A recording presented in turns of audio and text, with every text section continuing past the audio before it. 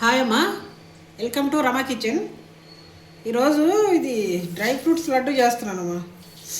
Dry fruits అంటే ఎక్కువ ఏం వేయలేదు, కొంచెం పంప్కిన్ సీడ్స్, ఈ వాటర్ మిలన్ సీడ్స్, నువ్వులు, అవిసె గింజలు, ఇంకా ఇవి ఉంటాయి కదమ్మా సన్ఫ్లవర్ సీడ్స్ వేసాను. కొన్ని అంటే కొన్ని, ఒక 5-6 జీడిపప్పు వేసాను. బాదం కూడా ఎక్కువ వేయలేదు, ఒక 10 బాదం వేసాను. ఇదంతా పొడి కొట్టి ఇంకో బెల్లం. బెల్లం అంటే తక్కువ వేస్తున్నాం, తీపి ఎక్కువ వేయట్లేదు. ఎందుకంటే లిమిట్, కొంచెం లైట్ తీపి ఉంటుంది, ఎక్కువ తీపి ఉండదు. గింతేనమ్మా, వీటితో లడ్డు చేసి చూపెడతాం మీకు. ఇదిగమ్మా చేశాను కదా, అదే డ్రై ఫ్రూట్ లడ్డు అని చూపించాను కదా ఇందాక మీకు.